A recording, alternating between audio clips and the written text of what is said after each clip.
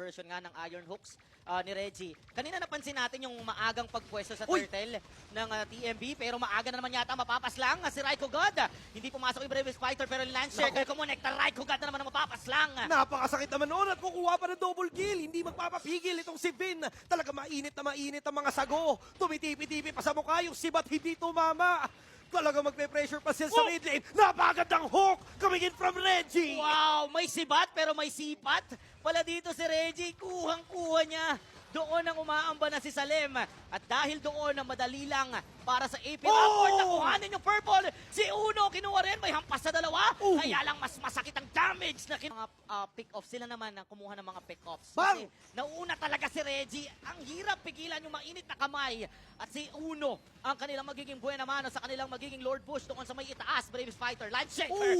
Sabay naman. Flicker hook play or flicker kagat play? May flicker pa nga, di ba? Yun So nga eh. nakadalawa sila na walang Lord. Ay!